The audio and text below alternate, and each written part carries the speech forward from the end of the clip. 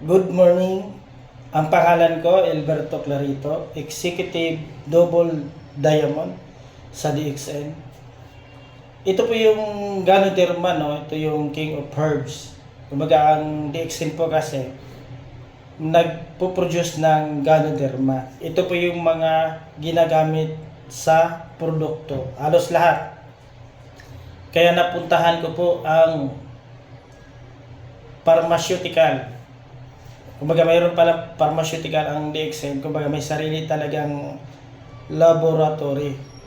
Kung gaano ito ka malinis, kaganda sa ating kalusugan. Yan. Yung Ganoderma po, ito yung pinakahari sa lahat ng herbal. No? Kung nakikita niyo po yan, mayroong tinatawag na pair, average, superior. Yung superior, ito po yung Ganoderma lucidum. Yan. Kaya mayroon po itong patunay na ito ay hari sa lahat ng herbal dahil may corona na, mayroon pang medalya. Kaya tinagurian siyang King of Herbs. No? Ngayon, itong Ganoderma, noong unang panahon, hari lang ang pwedeng gumagamit. Dahil nakikita nila, every time na ginagamit nila yung produkto, lumalakas yung katawan nila, sumisigla, at bumabagal ang kanilang pagtanda. Kumbaga, namimintin nila yung kalakasan nila. Kaya patunay po, no, ang King of Herbs, ito yung ginagawang soap of the Emperor with 1,000 mistresses. Itong hari na to, meron siyang 1,000 asawa kung saan ang sekreto niya, bakit nanatili ang kanyang lakas dahil sa Ganoderma. Ito yung ginagamit niya. Kaya lumalakas ang hari. Ngayon, ito po yung tinatawag na corporate office, no? Ito yung cyber bill ng DXN. Ito po ay nasa Malaysia. Ito po ay napuntahan ko na rin yan. Yan. Ito naman po yung opisina natin sa Quezon City. Ang headquarters, DXN office in the Philippines. Kumbaga, third floor po yan. Ang bilihan nasa baba. No? Kwento ko lang po sa inyo, ako po, no, yan po yung hitsura ko dati, nung hindi pa po ako nag-DXN. Ang dami ko pong mga nararamdaman dati. Hirap umihi, dumumi, madaling mapagod. Pero nung ginamit ko po yung Spirulina at RGGL, nakita ko yung kagandahan ng products. Kaya napatunayan ko maganda siya. Yan. Ngayon, dito po tayo sa may-ari po ng DXN, no? Si Dato Dr. Lim. Siya yung founder ng DXN. Isa po itong holistic doctor. Kumbaga, ibig sabihin ng holistic doctor, pangkalahatan, head to foot. Inaral niya kung bakit nagkasakit ang isang tao. Kaya mayroon po siyang ginawa yung tinatawag na Ganotherapy, no? Isang uri ng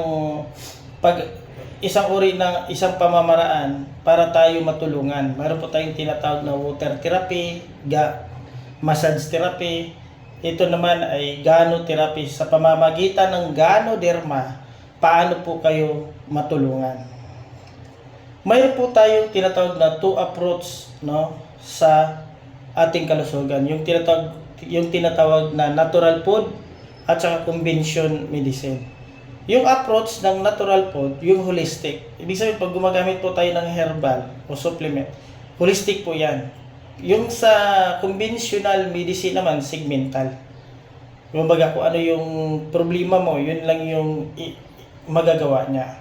Yung focus naman niya, yung kalusugan pag natural food. Pag sa conventional medicine, disease, sakit. Yung method ng natural food, yun po yung tinatawag na prevention. At sa conventional medicine naman, pinapagaling niya yung sakit. Tapos yung products po, supplement. Pero sa conventional medicine, drugs. Yung goal naman ng natural food, wellness. Bigyan ka ng malusog na pangkatawan. At sa conventional medicine naman, correction. Binabago niya yung sakit po natin. Ito po yung apat na four pillars of health, no? Yun po yung tinatawag na positive mental attitude. Ang positive mental attitude, ito yung ano man yung sitwasyon, ano man yung problema, always positive ka lang lagi. Yung healthy lifestyle naman, ito po yung dapat nag-exercise ka, no? Yung healthy diet, ito yung dapat ang kinakain natin ay masustansyang pagkain. Kasi kapag ang kinakain mo araw-araw hindi masustansya, hindi rin maganda. Dito po pumapasok yung supplement. Yung supplement, ito po yung magdagdag kung ano yung hindi natin nakukuha araw-araw. Kaya, kailangan po ng isang tao na gumamit ng supplement para yung hindi niya nakukuha sa araw-araw niya pamumuhay, sa pamagitan ng supplement, ito yung magdadagdag. Okay? Ito yung toxin tsaka imbalance. Ang toxin po, no, nakukuha po yan kapag stress ka. Kumbaga, pag ikaw lagi kang problemado, nalulungkot.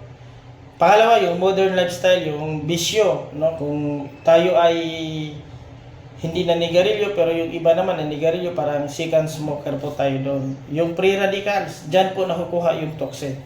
Tsaka yung air pollution, yung hangin ngayon, hindi na malinis. Tapos yung tubig, hindi na rin malinis dahil marumi na.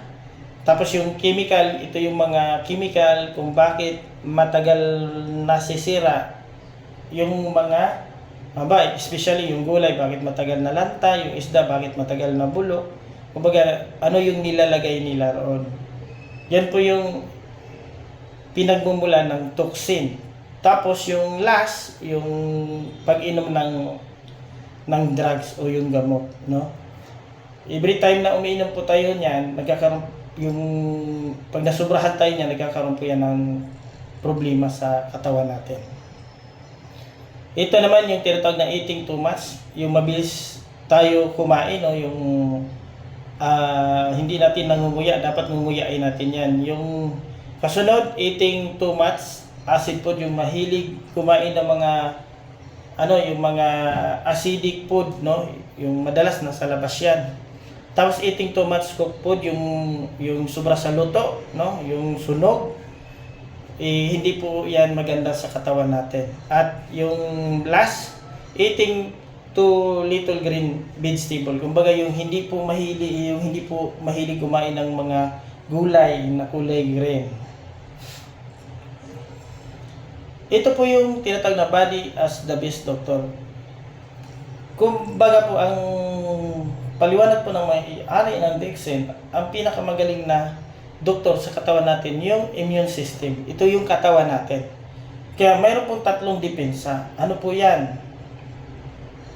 Ito po yung first level of defense. Dapat po normal yung pinapawisan ka araw-araw. Dapat mabilis ka, kumbaga normal dapat ang ihi mo. Naglalabas ka dapat ng plima. Normal dapat yung dumi mo.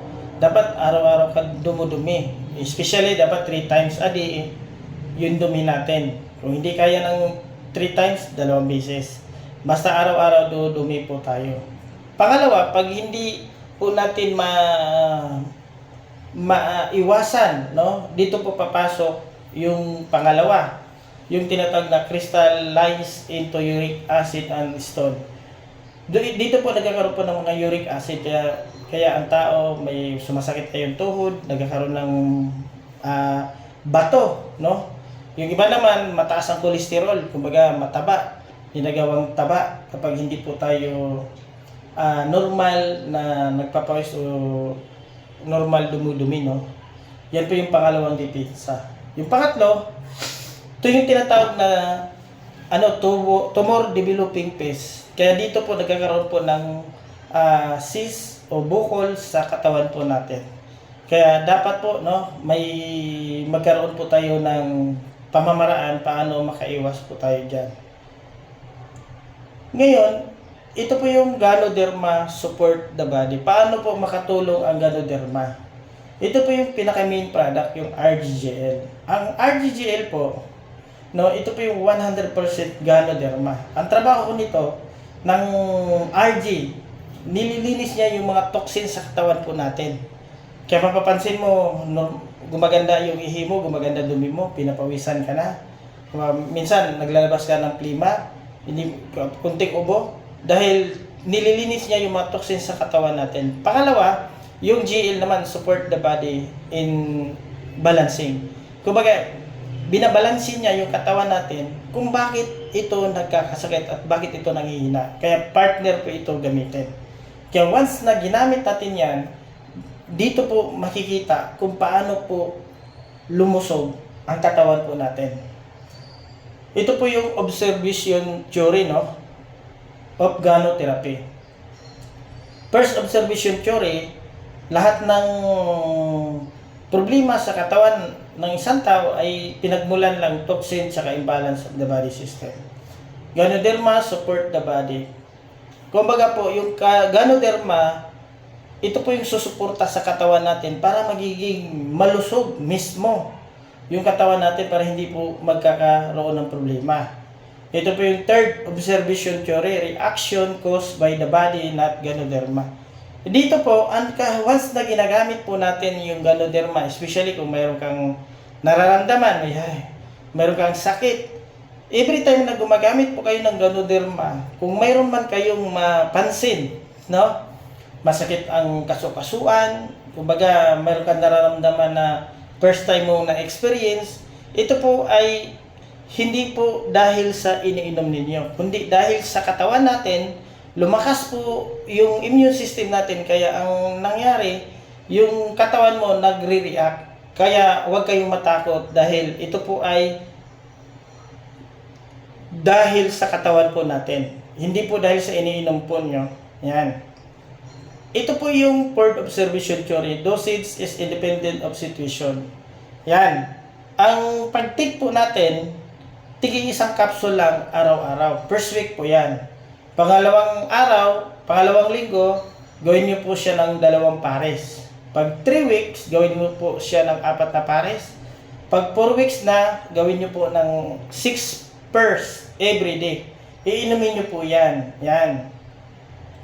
Ngayon, dito po, dosage is independent of situation. Ibig sabihin po, yung pag-inom po ng marami, depende po sa sitwasyon.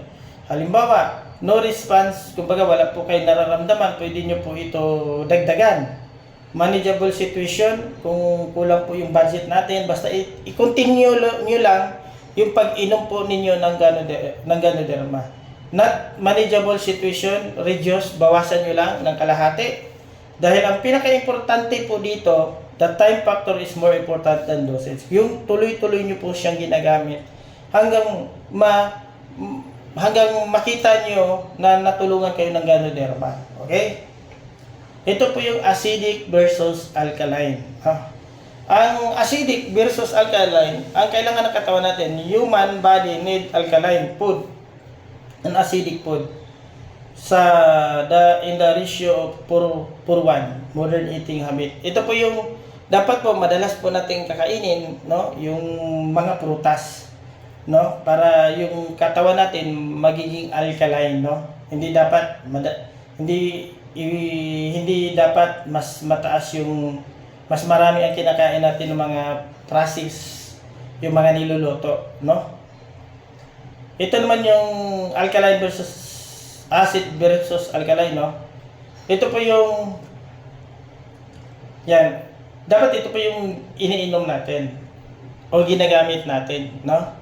Ngayon, kung mahihirapan man kayo maghanap, good news po, no, dahil mayroon na pong nakahandang produkto kung saan ito po ay 100% alkaline. Ito po yung RGGL, Spirulina, Spicate, Lychee Coffee. Kaya yung coffee po namin ay organic po yan.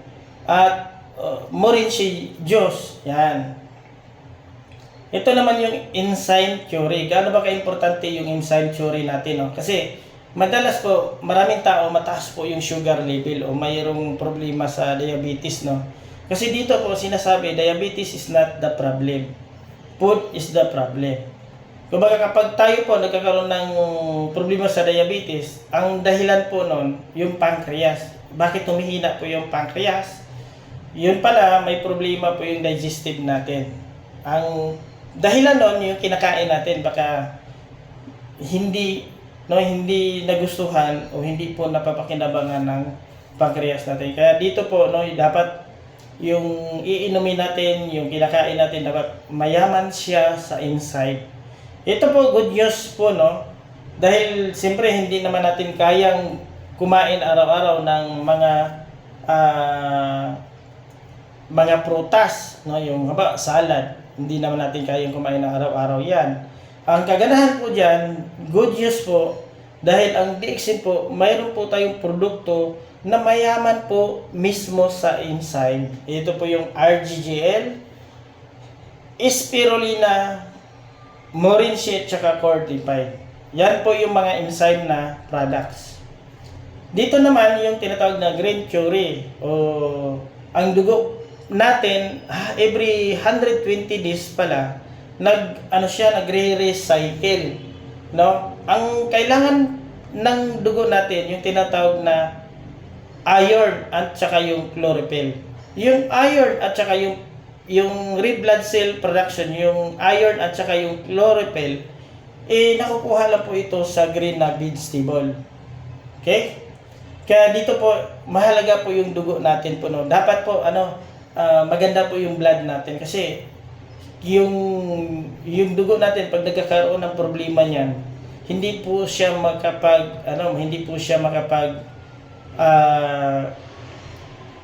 hindi niya ma-recycle yung blood natin.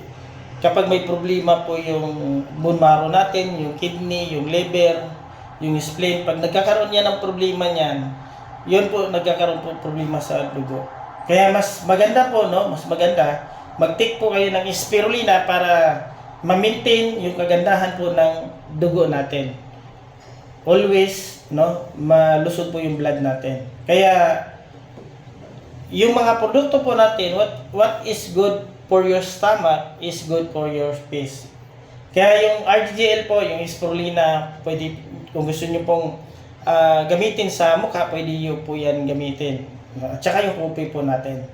Dito po, pag-expose po tayo sa mga sa labas, yung toxin, free radicals, chemicals, pag-expose tayo dyan, huwag kayong mag-alala dahil mayroon tayong mga personal care na maganda po sa balat. At mayaman po ito sa nutrition. Yan. Sino ang pwedeng gumamit ng produkto? Ito po yun. Ultimo po yung buntis, yung pregnant, pwede pong gumamit. Yung bata, pwede po. Yung mga estudyante, pwede rin. Yung mga teenager, pwede rin. At yung bagong kasal, pwede pong gumamit yan. At yung mga senior citizen, especially yung mga may sakit, pwede pong gumamit po ng product po natin. Kaya sa mga gusto pa matuto, pwede nyo po yan i-research sa yung nakikita nyo po dyan sa screen, At DXN product help your body to maintain optimum health. Yan. Kaya maraming salamat at thank you po sa inyong pakikinig at sa inyong panonood. Kaya kung may tanong kayo, tanong lang po kayo sa nag-invite sa inyo. Especially, kung ako nag-invite, message nila ako ng personal. Salamat.